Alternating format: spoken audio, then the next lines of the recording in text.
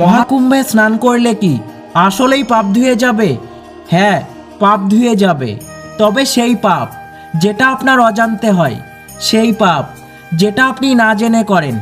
এবার যেই পাপ আপনি ইচ্ছা করে করেন, যেই পাপ আপনি জেনে বুঝে করেন, সেই পাপের ফল অবশ্যই আপনাকেই ভোগ করতে হবে।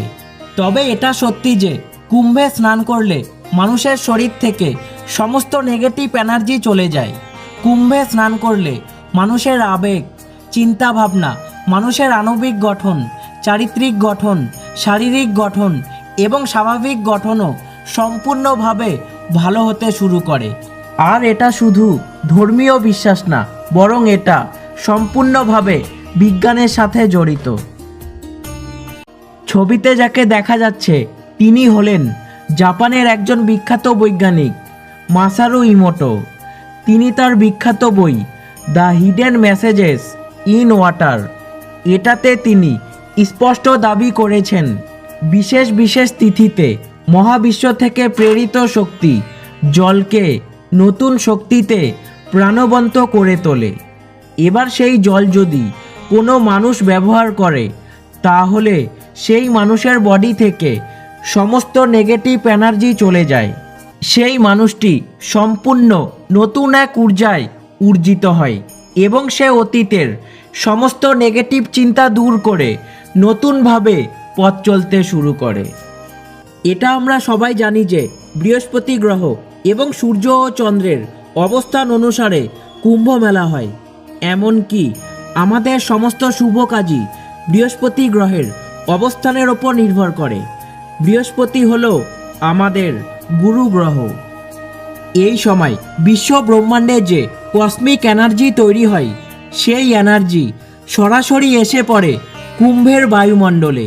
আর এই সময় কেউ যদি কুম্ভে এসে স্নান করে, তাহলে সত্যি সত্যি তার অজানা পাপ ধুয়ে যাবে এবং তার শরীর থেকে সমস্ত নেগেটিভ শক্তি দূর হয়ে যাবে।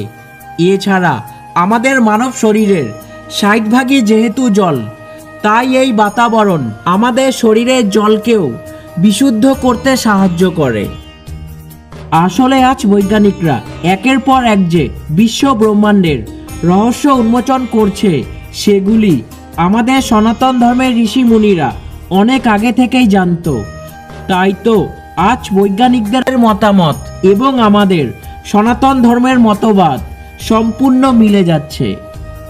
আমাদের সনাতন ধর্মের ঋষি মুনিরা অনেক আগে থেকেই জানতো বৃহস্পতি গ্রহ সম্পূর্ণ এক পাক ঘুরে আসতে 12 বছর সময় নেয়। আর এই জন্যই 12 বছর অন্তর অন্তর কুম্ভ মেলা হয় এবং এই সময় মহাবিশ্ব থেকে প্রেরিত এনার্জি এসে পড়ে কুম্ভের বাতাবরণে, আর কুম্ভের নদীর জলকে করে তোলে বিশুদ্ধ।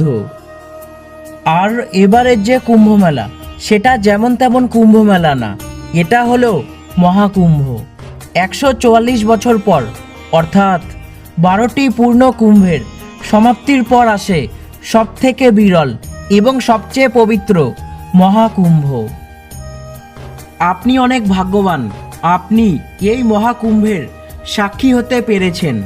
তাই সত্যি আপনি মহাকুম্ভে যান, স্নান করে আসুন মহাকুম্ভের অমৃত জলে, শুদ্ধ করে আসুন আপনার শরীরকে এবং এটাও প্রতিজ্ঞা করে আসুন যে আর কোনোদিন পাপ কর্মে লিপ্ত হবেন না।